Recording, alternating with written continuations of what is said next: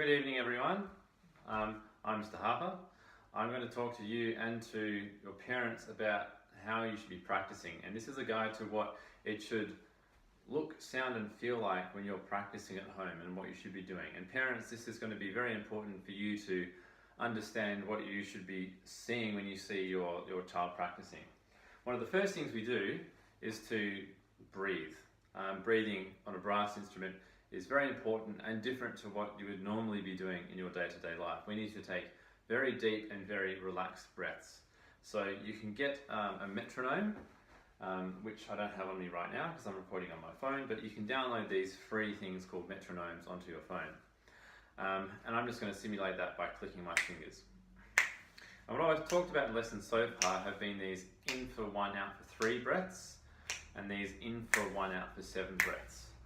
So I recommend doing in for 1, out for 3, 8 times, and that looks like this.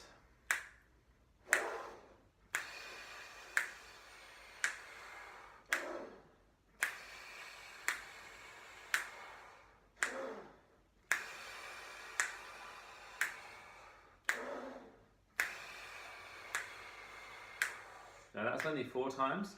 What's really important is that we don't take a really small breath through our nose,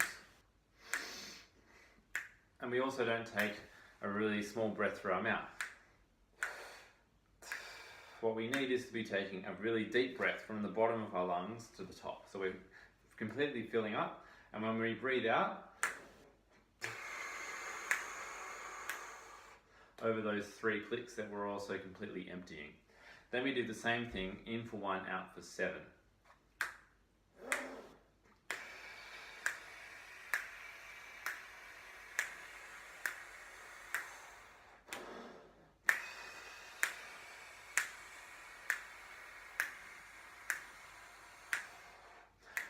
Don't run out of air early. So if you do this,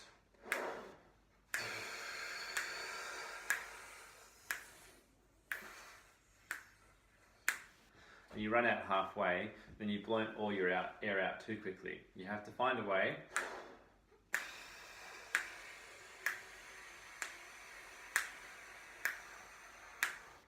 to get the air out slower. And the trick to that is to make this aperture, which is the hole that you blow the air through, in your lips, to make that smaller. Once you've done the breathing, then you'll be moving on to the whisper rhythms. Again, metronome on the same speed. And without the mouthpiece first, we're just going to do this.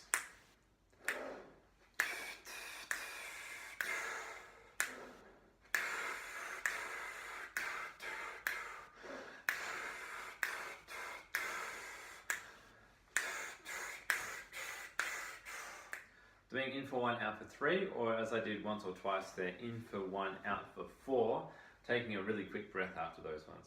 The same thing gets repeated on the mouthpiece.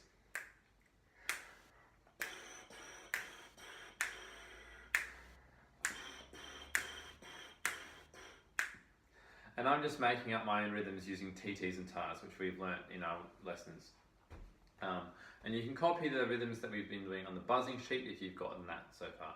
After that, then we can move on to buzzing some of these sounds. So remembering that buzzing, when we're doing it, we're not puffing out our cheeks. So we're avoiding that. We're also not trying, we're trying to avoid this spitball dart gun kind of air where we go. So we don't want that. What we want is really continuous sound and air moving the whole time, even when we're tonguing and separating the notes. So ultimately, if I go ta, ta, ti, ti, ta through the mouthpiece, it should sound and look like this.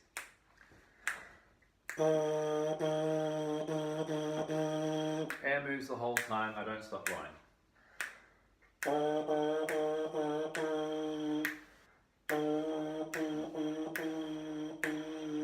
Now those are in for 1, out for 3 again. Here's an in for 1, out for 7.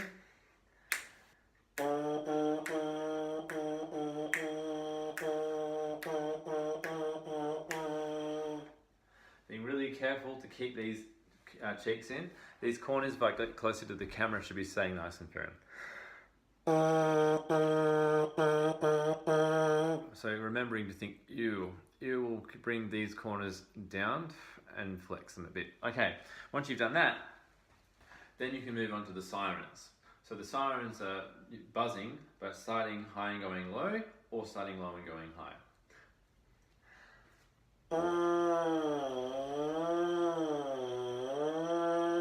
So that's what we call a W shape, and an M shape.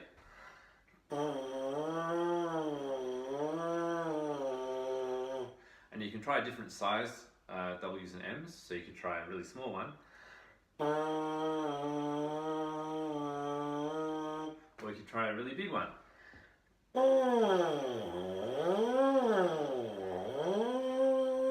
Remembering that depends upon how tight or loose you make your lips, how high or low you make your jaw and your tongue, and how fast or slow the air is. So you have to experiment to find out how to make those different sounds. Okay, after that, that's trained us physically. What I've recommended in lessons for all you beginners is that you do about 10 minutes of listening. So here, I have put on a Bluetooth speaker, and I've connected my laptop to it, and I've got these videos which I have already linked to you, which you should be listening to.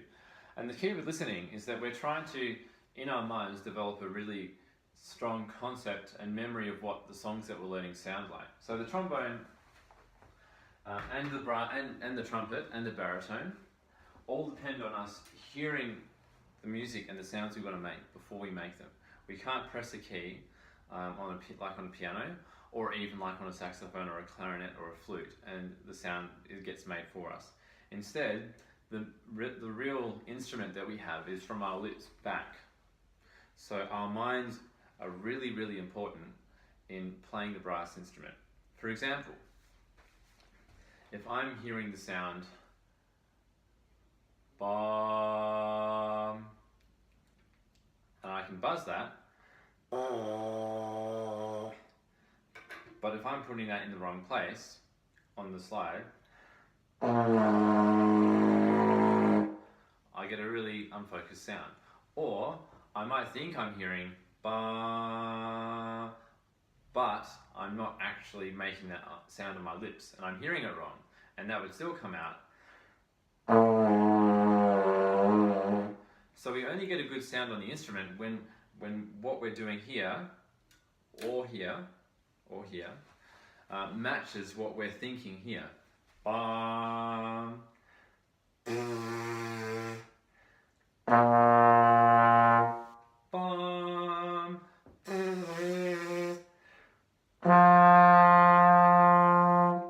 and so all the listening work we're going to do is to train this first, and then once this is hearing things accurately, then this and this will follow.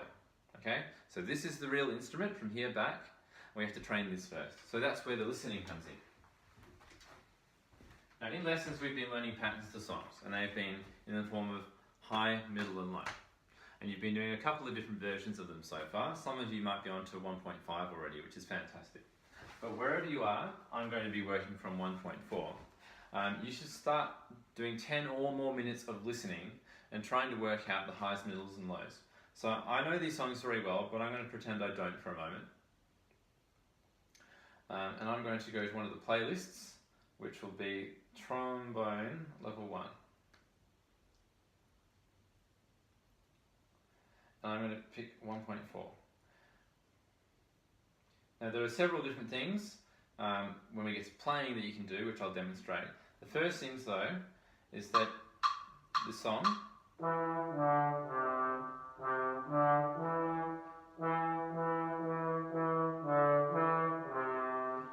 so if I've never heard that song before, I'm going to listen to that over and over until I think I've memorized it.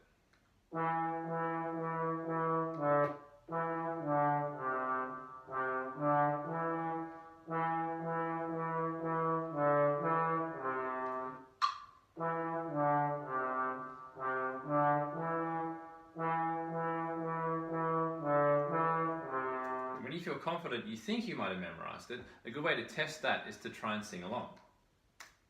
Bum, bum, bum, bum, bum, bum, bum, bum. Oh. And there I think, oh, that didn't sound the same. So I started off really well, but then my next couple of notes weren't exactly right. So I go back and listen and try and pick up, where did I make a mistake? Maybe it was there. Bum, bum, bum, bum, bum, bum. Let's see if that matches. Bum, bum, bum, bum, bum, bum. Alright, that seems to be right. I'll listen to the whole thing. Alright,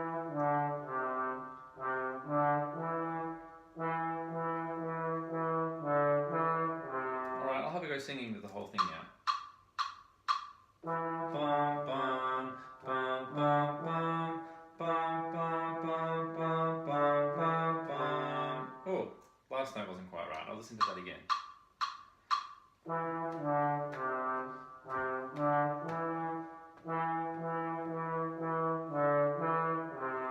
Alright, I think that was low, so I'm going to go bum, bum, bum, bum, bum, bum, bum, bum, bum, bum, bum, bum, bum. I think that's right.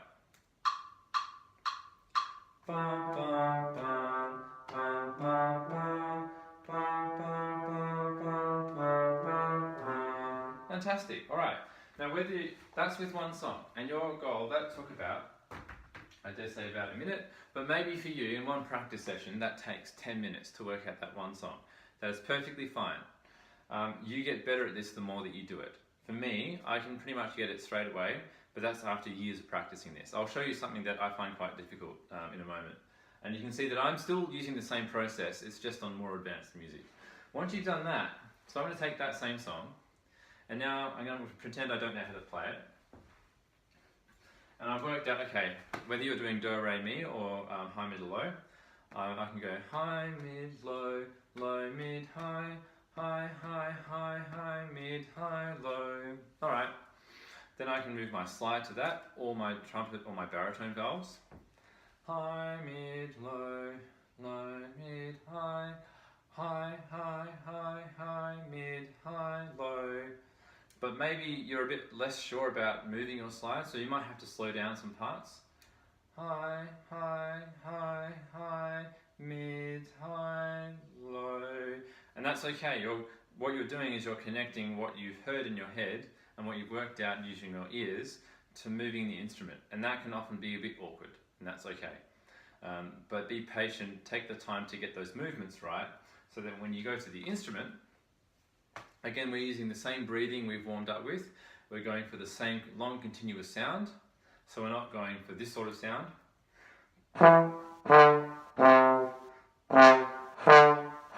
where there's lots of breaks in the sound.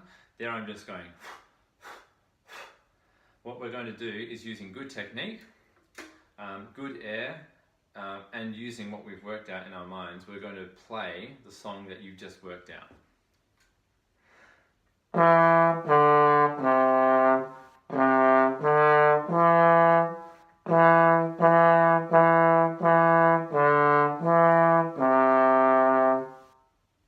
Right, now that's the first step. First step is playing that without the recording. Once you've got that confidently, then you can move on to step 2. If you're following your practice guide, one of the steps in each video is to play it with the recording.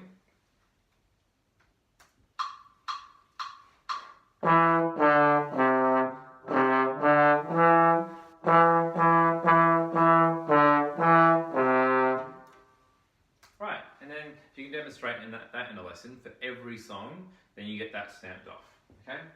One of the other things to do was to change the playback speed to 75%. So if you go to the settings icon, the little gear, you can change the speed from normal to 0.75, and then you can play it.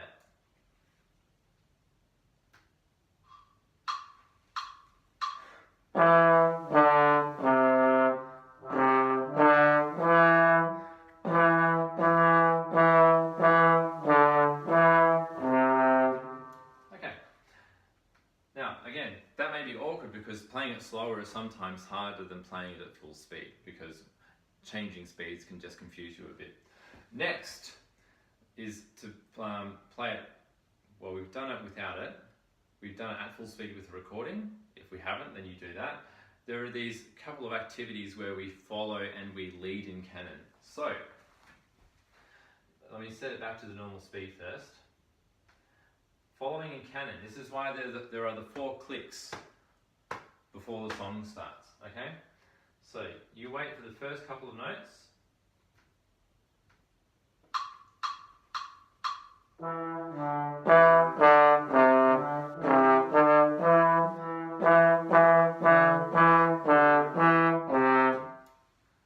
And you just have to stay those 2 beats behind the recording the whole time. That may take a whole practice session to master that. Again, that's fine. It's a new skill. Going back, once you've got mastered that, then you can try leading in canon. So you have 4 clicks. To lead, you just need to wait for 2. Dun, dun, and then keep playing 2 beats ahead of the recording. Try that again. I didn't quite get enough clicks.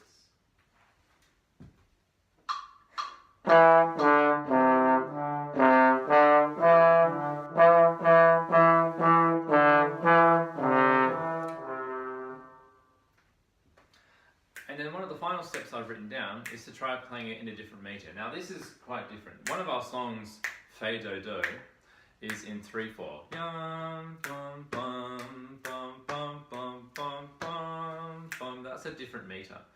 And so I can take this song notes and try and make it feel like that song. Now